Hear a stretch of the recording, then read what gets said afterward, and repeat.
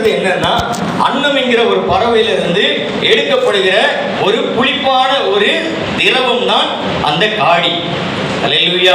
இது எதற்காக பயன்படுத்தப்படுகிறது என்று சொன்னால், அந்த புளிப்பு சுவை நிறைந்த அந்த காடியை கொடுக்கும் பொழுது என்ன ஆகுன்னு சொன்னா, அவங்களுடைய அந்த அந்த வலி இருக்கும் இல்லைங்களா, காயப்பட்ட வலி, அடிப்பட்ட வலி இருக்கு இல்லைங்களா, அந்த வலி கொஞ்சம் இளைப்பாகும். அல்லேலூயா. கொஞ்சம் அந்த வலி குறையும் அப்படின்னு சொல்ல போனா என்ன அர்த்தம்னா வலி நிவாரணம். நம்ம இதில் சொல்ல போனா மெடிக்கல் ரீதியாக சொல்ல போனா பெயின் கில்லர் அப்படிதானே.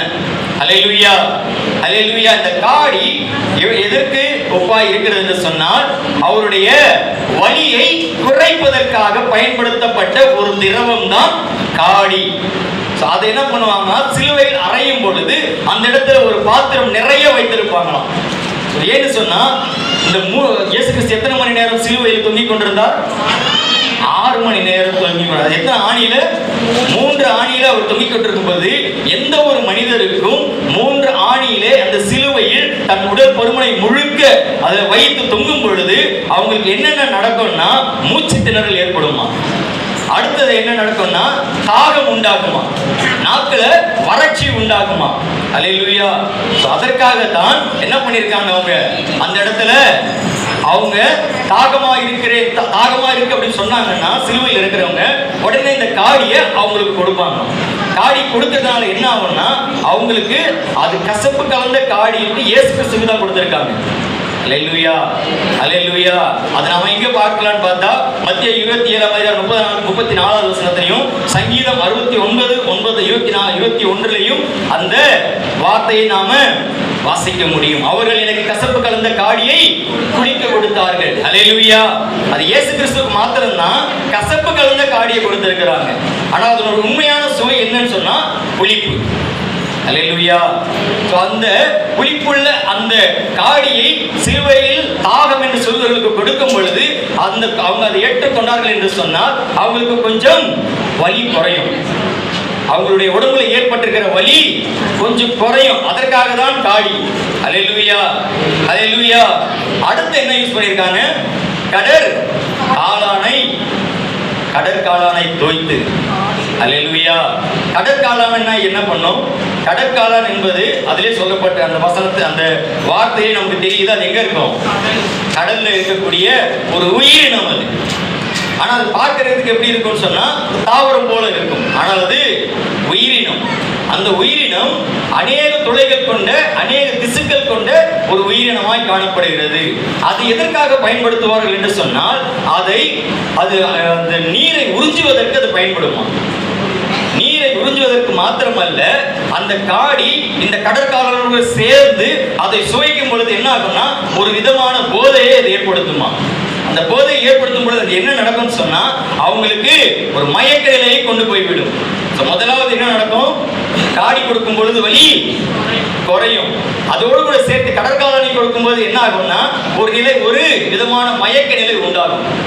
போதை எடுத்துக்கொள்றவங்களுக்கு என்ன வரும்? ஒரு விதமான மயக்க நிலை வருமா, வராதா? மயக்க நிலை வரும். சிலுவையில் அறையப்பட்டிருக்கிறவர்கள் அந்த வேதனையிலே அவர்கள் அப்படியே தொங்கிக்கிட்டு இருக்கணும்ன்ற காரணத்துக்காக அவங்க சிலுவையில் இருந்து இறக்கப்படணும்னா சூரியன் அஸ்தமிப்பதற்கு முன்பதாக, கிட்டத்தட்ட அவங்க என்ன பண்ணணும், 6 மணி நேரம் இல்லைன்னா 8 மணி நேரம் வரைக்கும் அவங்க சிலுவையில் தொங்கிக் கொண்டே தான் இருக்கணும். அந்த நேரத்துல அவங்களுடைய ஜீவன், அந்த 8 மணி நேரம் கழிச்சு கூட ஜீவன் போகலன்னு சொன்னா அவங்களுடைய முழங்கால்களை உடைப்பார்கள். அப்ப என்ன பண்ணும்? ஆட்டோமேட்டிக்கா அந்த ஜீவன் போயிடும். அல்லேலூயா. ஆனால் இயேசு கிறிஸ்துவுக்கு 6 மணி நேரம் சிலுவையில் இருந்து அவருடைய ஜீவன் போடுவது நிமித்தமாய் அவருடைய எலும்புகளில் ஒன்றும் முறிக்கப்படுவதில்லை என்று வேதம் சொல்லப்பட்டிருக்கிறது. அவருக்கு எலும்பு முறியல. அல்லேலூயா. அல்லேலூயா. அப்போ இந்த கடற்காளான் எதற்காக தராங்கன்னு சொன்னா, அவருக்கு யாருக்கா இருந்தாலும், சிலுவையில் அறையப்பட்ட யாருக்கா இருந்தாலும் அந்த வலியை பொறுத்து கொள்ளக்கூடிய அந்த வலியோடு கூட கொஞ்சம் மயக்க நிலைக்கு செல்லும்படியாக பயன்படுத்தப்படுகிற ஒரு பொருள் தான், ஒரு உயிரினம் தான் இந்த கடற்காளான். அல்லேலூயா. அல்லேலூயா. மூன்றாவது என்ன யூஸ் பண்ணிருக்காங்க? ஈசோப்பு தண்டில் மாட்டி. அல்லேலூயா. மூணாவது என்னது? ஈசோப்பு. ஈசோப்பு எதுன்னா ஒரு விதமான மூலிகை செடி. அந்த மூலிகை செடி எதற்கு பயன்படுத்துவார்கள் என்று சொன்னால், பழைய ஏற்பாடு புத்தகத்தில் நாம் வாசிக்கும் பொழுது என்ன நடக்கும்னா, யாத்திராகமத்தில் நாம் வாசிக்க முடியும், அந்த பலியிட்ட அந்த ரத்தத்தை ஈசோப்பு, அந்த ஈசோப்பிலே அவர்கள் தொட்டு அதை தெளிப்பார்களாம். அது தெளிக்கும் பொழுது என்ன ஆகும்னா, அவங்களுக்கு ஒரு நன்மையான உடலிலே சுகமான காரியம் ஏற்படும். அல்லேலூயா, அல்லேலூயா.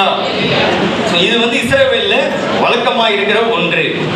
அது ரத்தத்தை ஈசோப்பு தண்ணீர் மூலம் தெளிப்பார்களாம். அல்லேலூயா. யாத்திராகமம் 12:22 நம்ம வாசிக்கலாம். ஆனா வாசிக்க தேவையில்லை, அது நம்ம அப்படியே சொல்லிட்டு போகலாம். ஈசோப்பு எதற்காக பயன்படுகிறதுன்னு சொன்னால், ஒரு விதமான மூலிகை மருந்தா இருக்கிறது. அது என்ன செய்யும் பார்த்தா, அது காயங்கள் மேல் பட்டுச்சுன்னா அது கொஞ்சம் ரிலாக்ஸா இருக்குமா. ஃபர்ஸ்ட் என்ன பண்ணணும்னா, காடி என்ன பண்ணும், உள்ள இருக்கிற வலியை குறைக்கும். காளான் என்ன பண்ணோம்னா மயக்க நிலைக்கு கொண்டு செல்லும். இந்த ஈசோப்பு என்ன பண்ணும்னு சொன்னா, அந்த காயங்கள் மீது படும் பொழுது அந்த காயங்கள் கொஞ்சம் அவங்களுக்கு சுகமாய், கொஞ்சம் அந்த வலி தெரியாதபடி, அந்த காயங்கள் வலி அதிகமாகாதபடி இருக்க பயன்படுகிறது தான் இந்த ஈசோப்பு. அல்லேலூயா, அல்லேலூயா. இப்ப சொல்லுங்க, காடி எதுக்காக பயன்படுத்தப்படுகிறது? சொல்லாமே, எதற்காக பயன்படுத்தப்படுகிறது? காடி எதற்காக பயன்படுத்தப்படுகிறது? மேல இருந்து சத்தமே வரல. அல்லேலூயா, புரியல போல. காடி எதற்காக பயன்படுத்தப்படுகிறது? வலிய குறைக்க. கடற்காளான் மயக்க நிலைக்கு கொண்டு செல்ல. இந்த ஈசோப்பு காயங்களை கொஞ்சம், எப்படியும் சிறுவையில சாகப்படுறது கன்ஃபார்ம், கொஞ்ச நேரம் அது வரைக்கும், சாகர வரைக்கும் அவங்களுக்கு அந்த காயங்களுடைய வலி இன்னும் கொஞ்சம் அதிகமாகாதபடி கண்ட்ரோல் பண்றதுக்கு தான் இந்த ஈசோப்பு பயன்படுகிறது. அல்லேலூயா, அல்லேலூயா. இன்றைக்கு நாமும் அப்படிதான் இருக்கிறோம். அல்லேலூயா. இந்த காடி போல, கடற்காளான் போல, ஈசோப்பு போல நாமும் அப்படிதான் இருக்கிறோம். ஆமாவா இல்லையா? ஏசப்பாக்கு நம்ம என்ன பண்றோம்? மருந்து கொடுக்கிறோம். அல்லேலூயா. ஆனால் வசனத்தில் சொல்லப்பட்டிருக்கிறது, அவர் அதை வாங்கவில்லை, அவர் அதை எடுத்துக்கொள்ளல. அவருக்கு தாகம் இருக்கு, அவருக்கு அந்த சிலுவையை தொங்கிக் கொண்டிருக்கிறார். மொத்த உடலும் அவர் இயேசு கிறிஸ்துவினுடைய உடல் எடை கிட்டத்தட்ட 80 கிலோ வரைக்கும் இருக்குன்னு சொல்லப்பட்டிருக்கிறது. அந்த 80 கிலோ உடல் அந்த 3 ஆணியிலே அந்த சிலுவையில தொங்கிக் கொண்டிருக்கும் பொழுது எவ்வளவு வேதனையா இருக்கும். அப்ப அந்த சிலுவையில 3 ஆணியில் தொங்கிக் கொண்டிருக்கிறவர்களுக்கு நிச்சயம் தாகம் ஏற்படும், மூச்சு திணறல் ஏற்படும், வறட்சி ஏற்படும். இது ஏற்படுகிற மனிதனுக்கு நிச்சயம் தாகத்திற்கு ஒரு தண்ணி தேவை. அது காடியா இருந்தாலும் பரவாயில்ல, இல்லைங்களா? ஆனால் இயேசு கிறிஸ்து அதை ஏற்றுக்கொண்டார், எங்க போட்டப்பட்டிருக்கா, அதை ருசி பார்த்தான்னு சொல்லி இருக்கு. ருசி பார்த்து அதை ஏற்றுக்கொள்ளவில்லை. அல்லேலூயா, அல்லேலூயா. இன்னைக்கு என்னையும் இயேசு கிறிஸ்து அநேக காரியங்களை ஏற்றுக்கொள்ள முடியல. ஏனென்று சொன்னால், நாம் இன்றும் காடியாகவும், இன்னும் கடற்காளானாகவும், இன்னும் ஈசோப்பாகவே செயல்படுகிறோம். அல்லேலூயா, அல்லேலூயா. என்ன அர்த்தம் சொன்னா, நாம அவரை சிலுவையில் அடைஞ்சிடறோம், அதுக்கப்புறம் கொண்டு போய் மருந்து கொடுத்த ஏதாவது யூஸ் இருக்கா? அல்லேலூயா, அல்லேலூயா. எடுத்து வாசிங்க, ரோமர் 6:6. நாம் இனி பாவத்துக்கு ஊழியம் செய்யாதபடிக்கு பாவ சரீரம் ஒழிந்து போகும் பொருட்டாக நம்முடைய பழைய மனுஷன் அவரோட கூட சிலுவையில் அறையப்பட்டான் என்று அறிந்திருக்கிறோம். அல்லேலூயா. நம்முடைய பழைய மனுஷன் அவரோடு கூட சிலுவையில் அறையப்பட்டது என்று அறிந்திருக்கிறோம். ஆனால் இன்றளவும் நாம் என்ன செய்கிறோம் சொன்னால், நம்முடைய பழைய மனுஷனாகிய சரீரம் சிலுவையில அறையப்படல. அல்லேலூயா. இன்னும் நம்ம என்ன பண்ணிட்டு இருக்கிறோம்னா, இயேசு கிறிஸ்து தான் சிலுவையில் அறைந்து கொண்டிருக்கிறோம். அல்லேலூயா, அல்லேலூயா. ஒவ்வொரு வருஷமும் இந்த புனிதர்களை நம்ம பார்க்கிறோம், இந்த சிலுவை தியானத்தை நம்ம நினைவு கூறுகிறோம், அந்த 7 வார்த்தைகளை கேட்கிறோம். மீண்டுமா நம்ம என்ன பண்றோம்? சிலுவையில அவரை அரைஞ்சிக்கிட்டு தான் இருக்கிறோம். அல்லேலூயா, அல்லேலூயா. கலாத்தியர் 5:24 வாசிச்சு பாருங்க.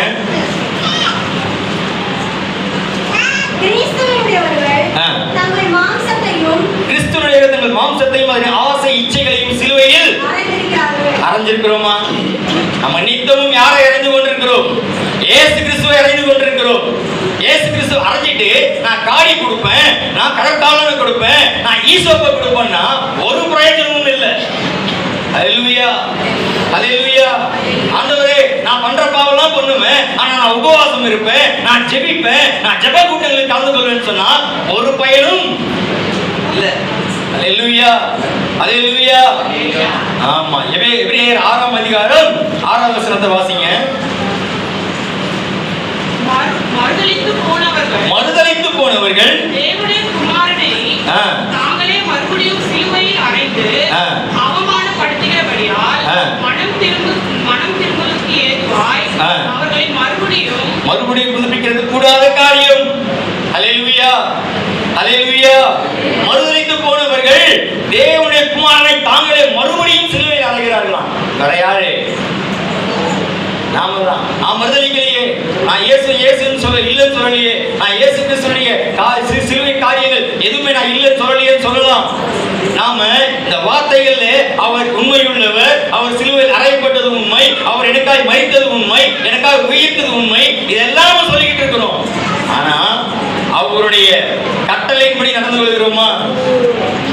அதுதான் தேவை. அவருடைய கற்பனையின்படி நாம் நடந்து கொள்கிறோமா? அதுதான் தேவை. அதை நாம எப்ப செய்யாம இருக்கிறோமோ அப்பவே நாம் அவரை மறுதலிக்கிறவர்கள்.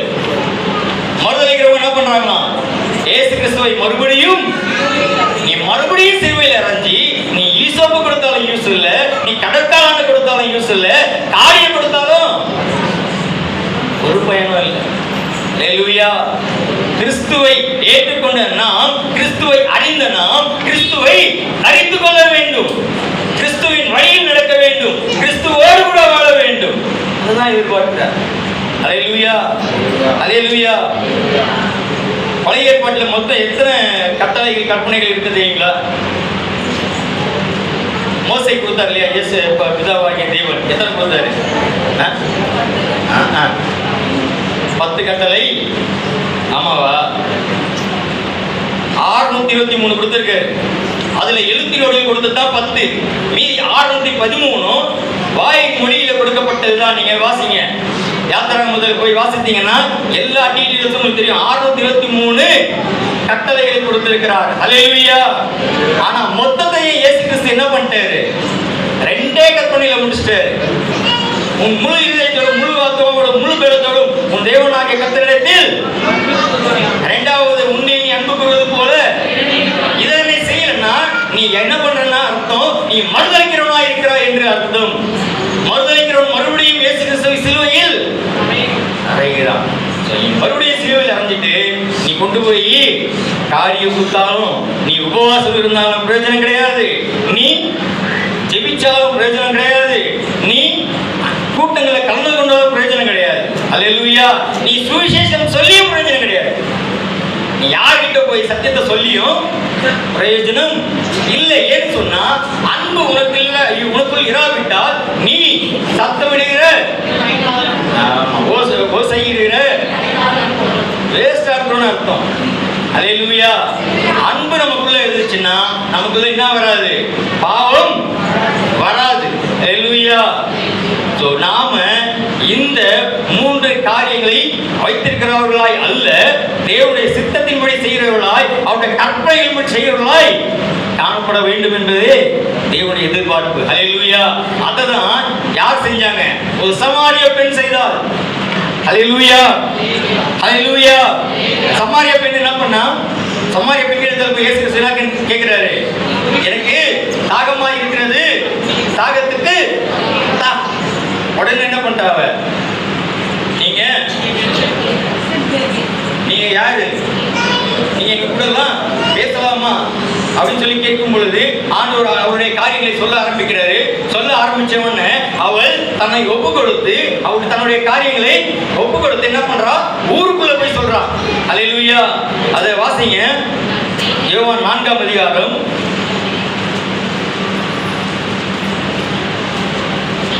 28வது வசனம். அப்பொழுது அந்த ஸ்திரீ தன் புறத்தை வைத்து விட்டு ஊருக்குள்ளே போய் ஜனங்களை நோக்கி நான் செய்த எல்லாவற்றையும் ஒரு மனுஷன் எனக்கு சொன்னார், அவரை வந்து பாருங்கள். ஹல்லேலூயா, ஹல்லேலூயா.